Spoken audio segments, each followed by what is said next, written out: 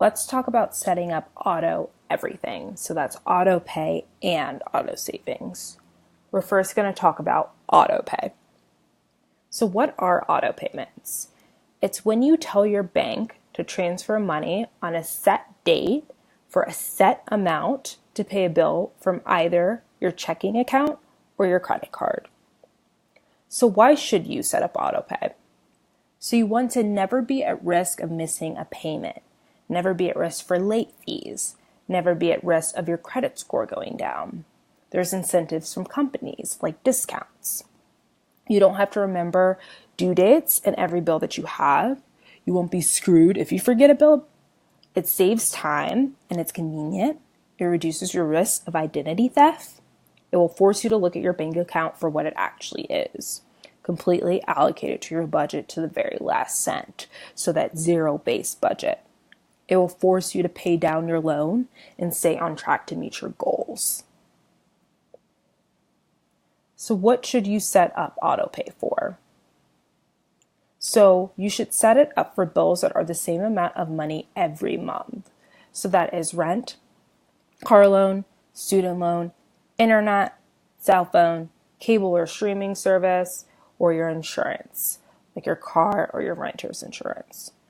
Typically, you should not use autopay for bills that vary in amount every month. However, I like to still use autopay for utilities. I don't mind that my utilities vary. They only really vary by $5 or $10. And so because I have that cushion in my checking account of $5 to $10, I'm fine with that varying. But if you're not comfortable with it, that makes sense. And do not put it on autopay. So how does autopay work? If you're setting up autopay with your credit card, you simply give your credit card number to a vendor and you get a recurring charge, so like Netflix. If you're setting up autopay with your checking account, you use the ACH, which is the Automated Clearinghouse, an electronic payment system. This routes your money electronically from your bank to the company you're paying.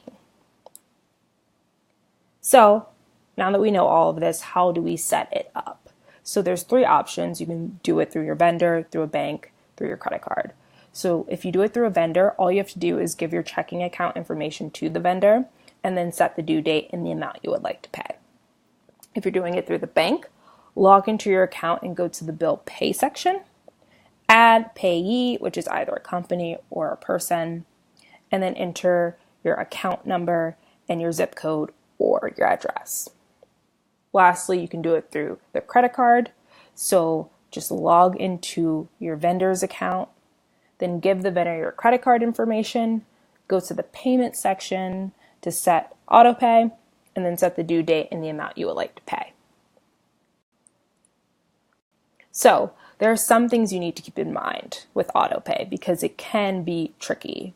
So when you do auto pay, you still need to monitor your bank account regularly to make sure that you will not incur overdraft fees. So you don't want to be in a situation if you do have varying expenses and you put that on an auto pay, that just being so random and then you don't have enough money in your debit card and then you have overdraft fees.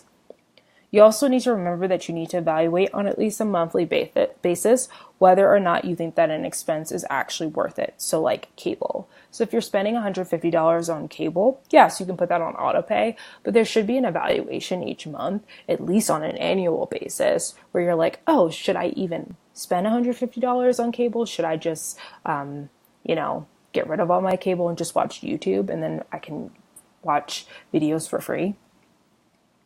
So you can also set up email/text alerts for when your debit card balance is running low. So I think that that's really great. So even if you set it up for $25, at least you know, oh my gosh, I'm getting close to that floor. And then you can do something about it. And then you won't incur an overdraft fee if you do something before it actually completely depletes.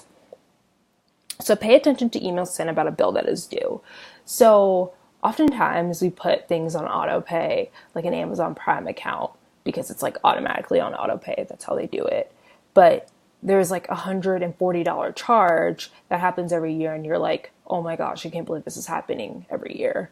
And you're like surprised every time. Or like even like a credit card, like annual fee, if you have one, like with my Chase, like I'm like surprised when I see like a $95 fee, and I really shouldn't be, because I should know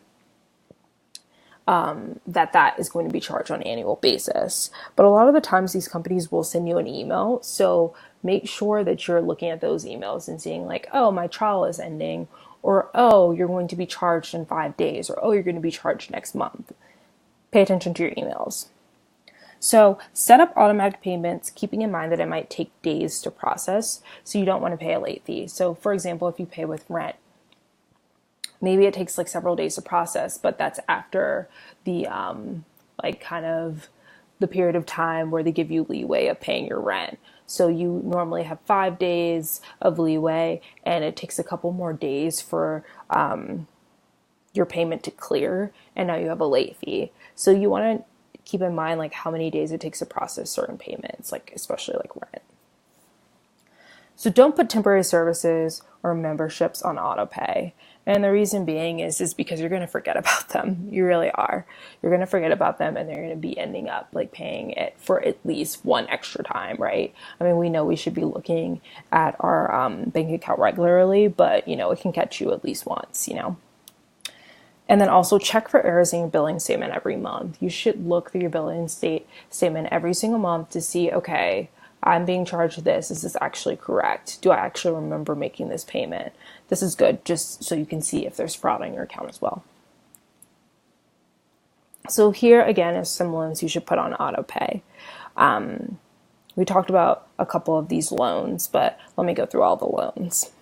So mortgage, auto loan, student loans, credit card debt, personal loan, debt consolidation loan, personal line of credit, payday loan, home equity loan, travel, jewelry, clothes loan, appliances loan, basically every loan. So you should be putting every single loan on autopay. That's the point. You should be putting every single loan on autopay so that it keeps you honest, that you're always paying off your debt according to that budget you already allocated, right? You already have a debt payoff budget. We already talked about that. So you have a debt payoff budget for each of these categories of loans that you hold. And so you don't need to think about it. Every month your loans are continuously going down. It's taking away the psychological element of, oh, like, do I have enough money to pay my loan this month according to my plan? No. Just put it on auto pay, and your loan balance will indeed go down. It will be paid faster, and you won't be thinking about it